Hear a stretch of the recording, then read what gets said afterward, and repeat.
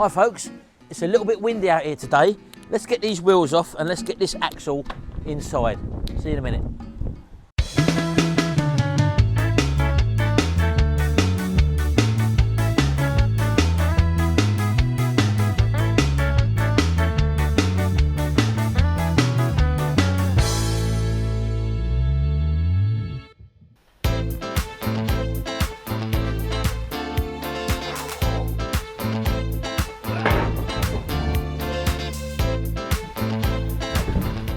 Oh, there we go.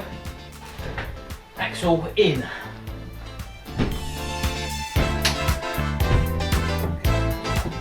Right, okay then, so let's have a closer look at what we've actually got here.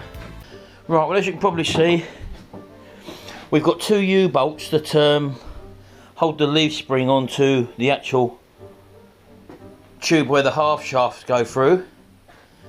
We've got the two shock absorber mounts at the bottom there, which as you know, I've got new shocks for them to go on, so that's not a problem there.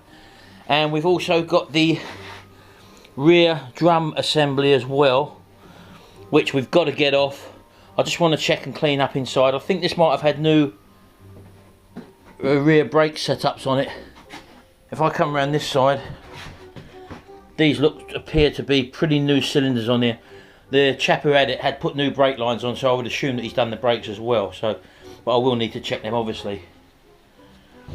This is the rear axle. This is the way that it's situated in the van. So coming round here, this is obviously the fill plug there, I would imagine, and underneath is going to be down there, I think, the drain plug. Now I've got a bit of oil around here.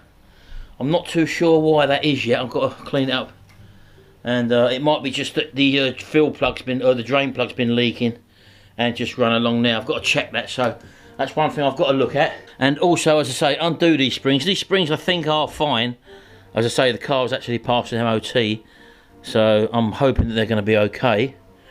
I've got these bushes to take out of there. I mean, technically speaking, I suppose I could really leave them bushes in. They're solid, they're not perished at all, but I think it's going to be advisable to change them, seeing as I've got it down this far. And apparently you can still get the bushes for these, so I'm probably going to do that anyway. The drums have got to come off. We've got a little screw there, and then the drum should come off. So let's get that undone now, and let's try and get the drums off, and then we'll probably turn it over and try and get these leaf spring bolts undone so we can separate the actual leaf springs as well.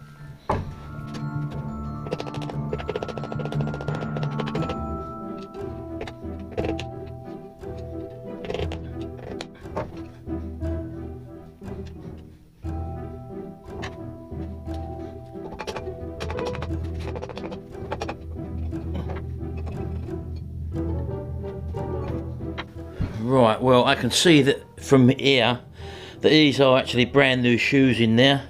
That's a brand new cylinder in there. Everything looks actually brand new in there, to be honest with you, so there's a very good chance that I'm probably going to just get away with using these, to be honest with you. There's no need to replace them. So that's that one done. I'm going to go over the other side now, take the other drum off, and I'm expecting to find the same. There don't appear to be any leaks on the half shafts at all, so I'm probably going to leave them. So I'm just going to whip the other drum off, and I'll see you in a minute. Right, okay then.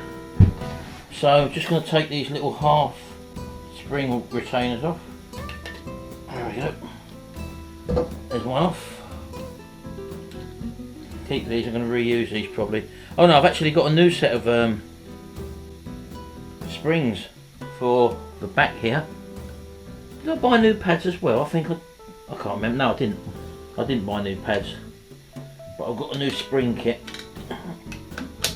Oh, where did that go? Pad seems to float, so if I just lever against that, which will pull it out of the spring retainer, that should free the springs off a bit then. Just takes the tension off the springs like that, and comes out. This is where it's good to have pictures to make sure that you can see the way things go back together. Let's rotate that around a bit. There we go. I see there's a circlipping down here, and so it does help if you've got the manual when you're putting these sort of stuff back together again. Just pull it out of there.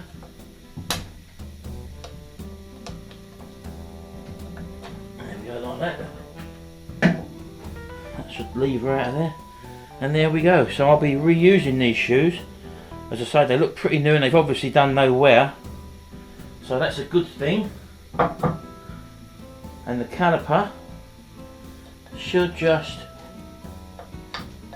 have this rubber gasket on the back that pulls out there, and this arm should just pull through a bit. Oh, I see, there's a big clip on the back.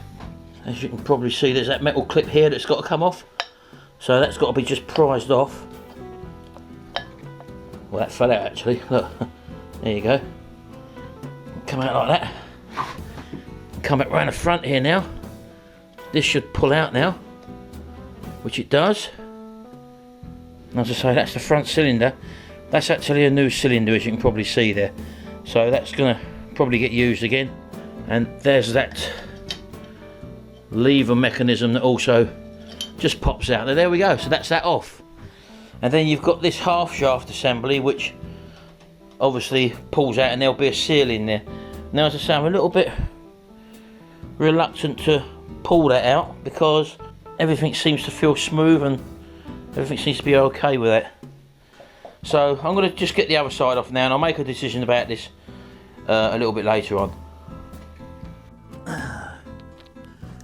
Right, okay, these shackle bolts seem to have sort of a lock nut on the back of them, so I'm going to have to try and get that off as well. So let's give it a little go with the impact wrench. Again, all the nuts are painted over, which don't help matters. So that's actually broke the seal now. Right, so let's just try and get these nuts off first.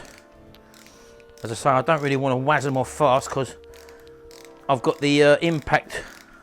It's a blinking nuisance getting these nuts out of the impact socket. So if I can just do these loosely, just loosen them first of all. As you can see there.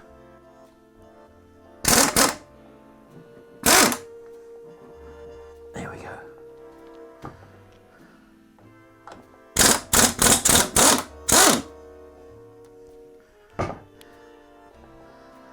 See, they do come off nicely with the... This is where the old impact gun's really handy tool to have.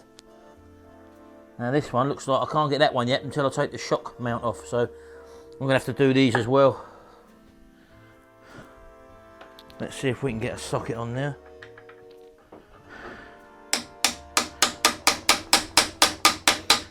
Right.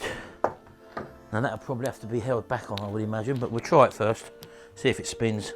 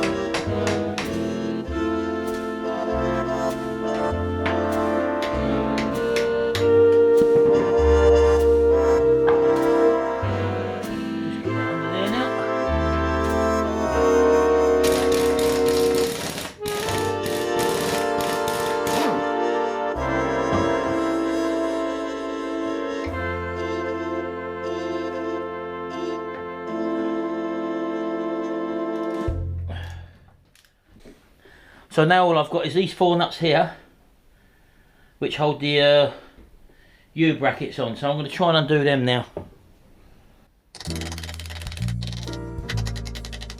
Right, I'm going to have to tap them out again, obviously.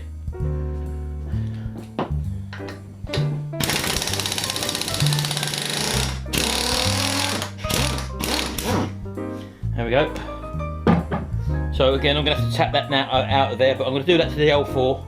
I'll see you in a minute. Right, okay, that's that last bolt off. Now, that took some persuasion, as you can see. This can all be cleaned and sandblasted, so I'm happy with that. I managed to get these off in one piece, as you can see. They may clean up, I don't know, they probably will clean up in the sandblaster and look as good as new. Didn't damage the threads at all. Right, so, there we go. All you have to do is to drift that off, so that's sort of a little dowel there that goes in there, so once you release the U-bolts, off it comes. Right, okay then, so I'm just going to do the same now to the other side, and I'll see you in a minute.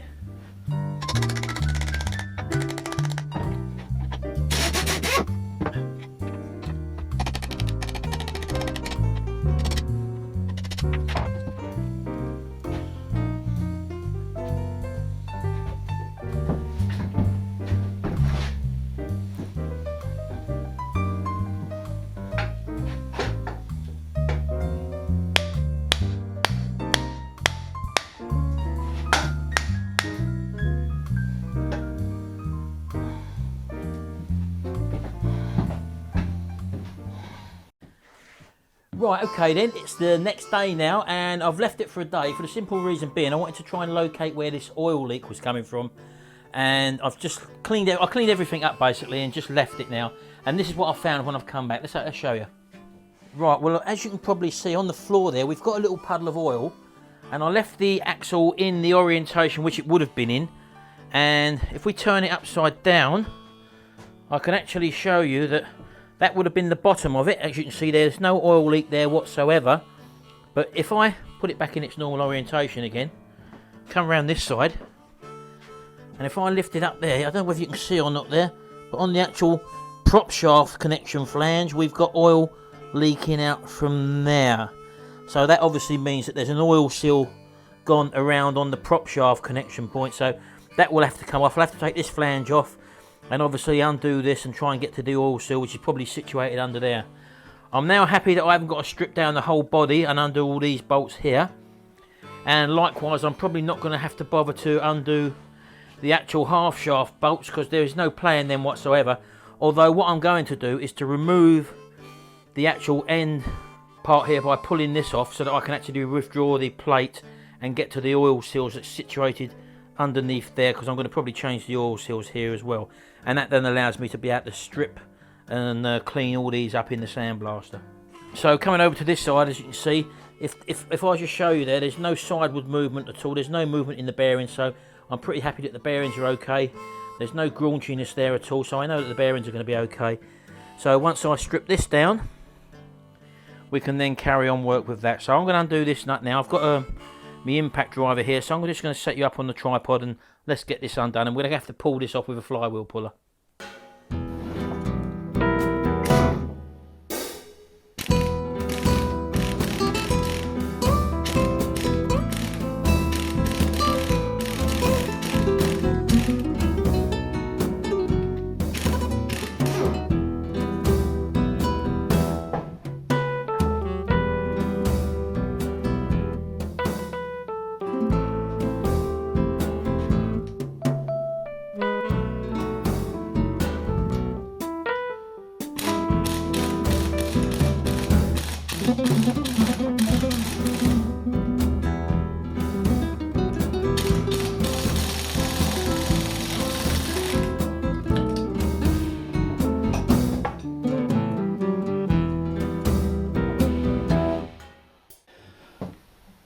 Oh, well, that's no good. Look, I've actually pulled me blinking thing off me joint. I have to make another jointing strip up for that. Look, pulled it off me puller. Oh well, never mind.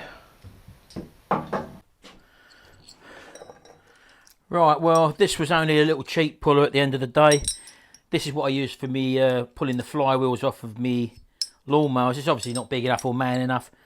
Again, these pullers are only as strong as their weakest link, and these weakest links obviously were these little brackets sort of thing. They was all elongated and broken, so I've straightened them. I'm going to have to weld them up, but I don't think they're going to be man enough. So I'll probably have to get a bigger puller for this. So I'm going to leave it here for this video, and look into getting the oil seals for here, the other end, and also the prop shaft. The bearings seem fine, so I'm not going to bother with changing the bearings. I'll end up draining the oil out of this and refilling with oil, obviously, so that's one thing I've got to do there. So for the moment, I can't do anything else. I'm going to look online and get them stuff ordered, and hopefully by the next time we come back, we'll have these end plates off. The hubs will be off as well. The prop shaft one will be off as well, and I'll have a big enough pulley to be able to do that job. So I'm going to leave it here, and I'll see you again in the next video, and until then, bye for now.